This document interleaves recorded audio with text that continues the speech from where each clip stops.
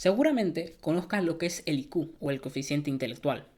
Vamos, te habrá salido como a mí miles de anuncios para realizar uno de estos test de coeficiente intelectual o los típicos anuncios de jueguitos donde realizas las actividades más simples del mundo y tu coeficiente intelectual se dispara que alcanza los niveles del mismísimo Einstein.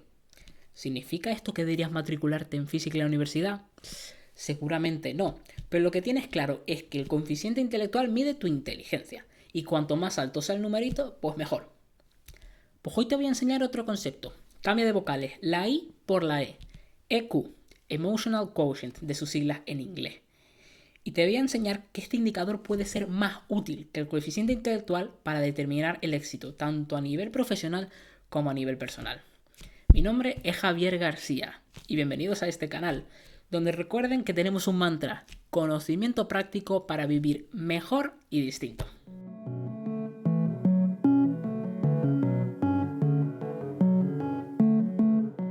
Te sorprenderá saber que en sus inicios las pruebas de coeficiente intelectual no tenían como objetivo medir las personas más inteligentes, sino que en su defecto pretendían determinar a aquellas personas que presentaban más dificultades. Fue el psicólogo francés Alfred Binet quien desarrolló la primera prueba de coeficiente intelectual para los niños de una escuela, y su objetivo era determinar qué alumnos presentaban más dificultades de aprendizaje para así asignarles clases de refuerzo. Más adelante, en el año 1916, un profesor de la Universidad de Stanford perfeccionó esa prueba y creó la primera escala para medir el coeficiente intelectual, una escala que se conoce como escala de Stanford-Binet y que se popularizó durante las siguientes décadas en Estados Unidos. De hecho, en 1917, durante el transcurso de la Primera Guerra Mundial, tanto la Armada como el ejército estadounidense establecieron una serie de tests conocidos como el Army Alpha y el Army Beta, el primero destinado para nativos estadounidenses y el segundo para analfabetos. Y eran una serie de pruebas que medían diferentes habilidades y el nivel de inteligencia de los soldados. ¿Con qué objetivo? Con el objetivo de ver en qué posición o dónde serían más útiles cada uno de ellos de cara al combate. A partir de entonces, la psicología y sobre todo el estudio de la inteligencia ha dado gran importancia y gran relevancia al coeficiente intelectual, y lo que ha ido haciendo durante el paso de los años es perfeccionar los tests para medirlo. Hoy en día lo que se suele utilizar es un test, y la escala para medir el coeficiente intelectual sigue una gráfica estadística muy famosa conocida como la normal, una campana de Gauss, que es una especie de montañita, donde la media del coeficiente intelectual de la población es de 100 y la desviación típica es de 15.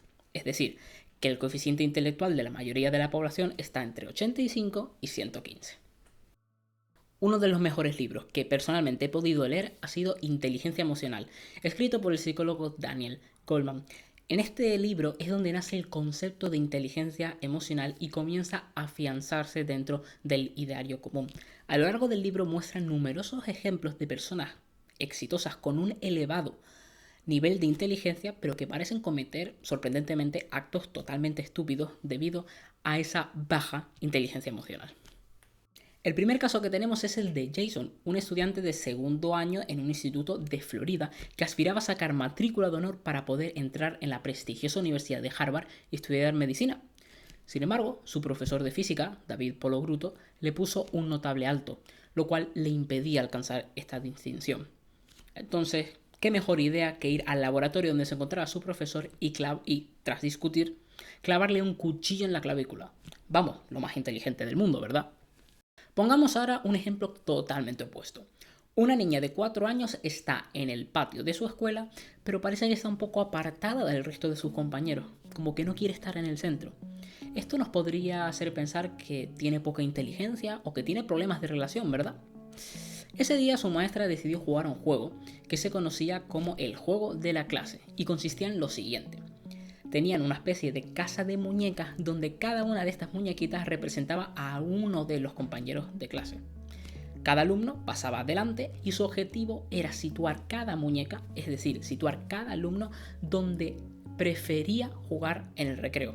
Es decir, tenías que hacer un acto de saber dónde tus compañeros les gustaba jugar durante este tiempo de juego, de descanso. Pues saben que esta niña de 4 años que parecía que estaba un poco apartada del resto, en realidad estaba observando, prestaba una elevada atención a con quién estaba cada compañero y qué hacía. No se sorprenderán si les digo que esa niña clavó perfectamente dónde situaba a cada uno de sus compañeros. Y no solo eso, sino también con qué amigos les gustaba más jugar. Y estarán de acuerdo conmigo en que eso parece un tipo de inteligencia y además una muy útil en ámbitos como la venta de productos, las relaciones comerciales, relaciones interpersonales o por ejemplo en diplomacia. Esta niña formaba parte de un colegio que estaba dentro de un proyecto conocido como Proyecto Spectrum, una serie de escuelas en Estados Unidos que buscaban cultivar otros tipos de inteligencia. Porque sí, rompamos otro estereotipo, no existe un único tipo de inteligencia, sino varias. Esta idea también aparece en el libro 5 consejos para potenciar tu inteligencia del Dr. Enrique Rojas. El problema es que hoy en día la educación parece basarse solo en dos de ellas: la capacidad verbal, es decir, nuestra capacidad para transmitir correctamente nuestras ideas a través del lenguaje, y por otro lado, la aptitud lógica matemática, es decir, el pensamiento lógico y las capacidades matemáticas, sumar, restar, realizar operaciones de manera rápida y adecuada. Pero es que existen muchos más tipos de inteligencia: kinésica, musical, espacial, interpersonal. Dependiendo del científico al que le preguntes, te dirá unos tipos u otros, pero en lo que van a coincidir todos es que hay muchos tipos de inteligencia, así que hablemos de inteligencias en plural, nunca en singular. Así que déjenme una pequeña reflexión. Yo creo que los sistemas educativos hoy en día deberían centrarse en fomentar diferentes tipos de inteligencia en los alumnos, porque parece un baremo injusto encasillarlos en solo dos tipos de inteligencia, porque puede que a alguien se le dé mal las matemáticas o no se exprese muy bien, pero tenga otras cualidades muy desarrolladas, un don de gente espectacular, un oído musical muy fino o que tenga una visión espacial magnífica y pudiera llegar a, por ejemplo, ser un gran arquitecto. Fomentemos diferentes tipos de inteligencia, fomentemos un poco más de transversalidad en las aulas. Entonces, ¿por qué no cambiamos una I por una E? La inteligencia emocional y el coeficiente emocional se pueden definir de numerosas formas. Y recuerdo, como dije antes, que este concepto nació gracias al psicólogo Daniel Goleman, que utilizó este término para titular muchos de sus libros. En sus propias palabras, él estaba leyendo trabajos de los psicólogos Salovey y Mayer y le gustó tanto ese oxímoron, ese hecho de que las emociones pudieran ser inteligentes, que decidió acuñar el término. En palabras del propio Daniel Goleman, la inteligencia emocional es la capacidad para observar, analizar y gestionar nuestras propias emociones, así como la del resto de personas. Goleman destaca 5 componentes clave: la autoconciencia, autorregulación, motivación, empatía y habilidades sociales. Estas componentes permiten tomar conciencia de nuestras emociones y las de otros, manejarlas de manera efectiva y construir relaciones más saludables. Es crucial ver cómo se destaca la importancia de la identificación de las emociones, ponerles una etiqueta no solo en nosotros mismos, sino también hacerlo con los demás. Como ya hemos ido viendo a lo largo del vídeo, una buena gestión de las emociones puede ser clave para el éxito personal y profesional. Por ejemplo, una elevada empatía nos puede ayudar a saber cuál es el estado de ánimo de la otra persona y de esa manera actuar acorde a su situación, pudiendo apoyarla o animarla en caso de que lo necesite. Y esto parece una habilidad muy útil, por ejemplo, en relaciones comerciales, puesto que el estado del cliente juega un papel fundamental en la compra y en la venta de productos. O, por ejemplo, te ayuda a gestionar tus propias emociones, sobre todo el estrés, la ansiedad, el enfado, de tal manera que puedas sobreponerte de una manera más efectiva ante los baches que a todos se nos presentan en la vida. Y quiero recalcar algo fundamental del concepto de la inteligencia emocional, y es que su objetivo es manejar y tratar con todas las emociones, nunca suprimirlas. Quiero que entiendas que todas las emociones son importantes y necesarias para algo. Por ejemplo, el enfado lo que hace es que aumenta nuestro ritmo cardíaco, aumenta la adrenalina, y esto puede haber sido útil, por ejemplo, en el pasado cuando teníamos que combatir contra algún animal salvaje, porque tenemos más fuerza, sacamos más fuerza bruta y podemos combatir mejor. El placer es útil porque lo que hace es inhibir los sistemas de huida y fomentar aquellos que generan pues ese placer, ese bienestar, y permite crear recuerdos que son bonitos en el largo plazo. O por ejemplo el miedo. ¿Sabes lo típico de que se te pone la cara blanca? Pues es porque la sangre fluye hacia las extremidades, tanto a los brazos como a las piernas, fomentando la huida en caso de que sea necesario. Y muchos otros aspectos que puedes leer en la literatura científica y de psicología. Por lo tanto, lo que quiero recalcar es esa importancia, como todas las emociones cumplen un papel y son necesarias. No podemos suprimir el enfado, no podemos suprimir la tristeza, no podemos suprimir el miedo, puesto que tienen su utilidad. Y ahora lo que todo el mundo se estará preguntando, ¿cómo puedo mejorar mi inteligencia emocional? Pues tengo buenas noticias para ti. Y es que al contrario de lo que pasa con la inteligencia, que en muchas ocasiones puede estar determinado por factores genéticos u otros motivos, la parte del cerebro encargada de las emociones y su regulación y esas conexiones neuronales involucradas son muy flexibles, un concepto que en neurociencia se conoce como neuroplasticidad. Por lo tanto, se pueden ir moldeando incluso cuando ya estás en la etapa adulta. Por lo tanto, puedes mejorar y aumentar tu inteligencia emocional. Algunas de las técnicas más comunes que puedes utilizar para potenciar los distintos componentes de la inteligencia emocional son los siguientes. Diario de emociones.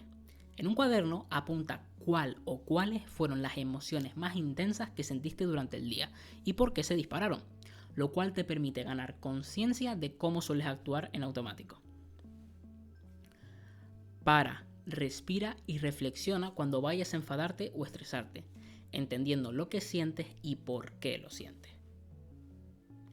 Practica la escucha activa cuando los demás hablen, lo que harán que se sientan escuchados y les agrade. Realiza feedback constructivo. Céntrate en la acción y no en cómo es la persona ni en los errores que haya podido hacer en el pasado. Y usa la técnica del sándwich. Es decir, primero di algo positivo, luego introduce la crítica y termina con algo positivo. Lo importante es que cuando te moleste algo y quieras decirle a la otra persona que te molesta, te centres en esa cosa en específico que te molesta. Es decir, que no te vayas a cosas del pasado o hables desde el rencor o desde otro motivo. En una discusión o cuando no sepas por qué la otra persona actúa o piensa como lo hace, intenta ponerte en su lugar y míralo desde su perspectiva.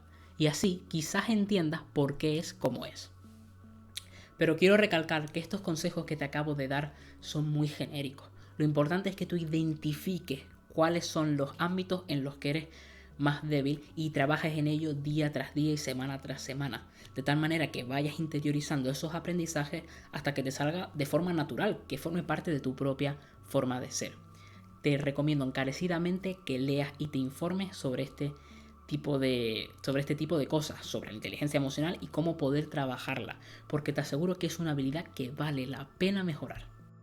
Y bueno, ¿quieres un test de Q? Pues estudia, practica y sal ahí fuera y verás cómo gestionar tus propias emociones y entender las emociones de los demás te ha ayudado en innumerables ámbitos de tu vida. Porque no existe mejor test que ese, que poner en práctica todo aquello que has ido aprendiendo.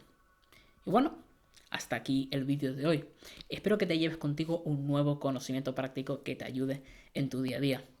Si te ha gustado el vídeo, te agradecería que le dieras like, te suscribieras y lo compartieses con tus seres queridos, para que así puedan descubrir este vital concepto que de verdad creo que es muy importante trabajar. Y sin nada más que decir, me despido, pero no sin antes recordarles algo, la práctica hace al maestro. Muchísimas gracias y nos vemos en el próximo vídeo.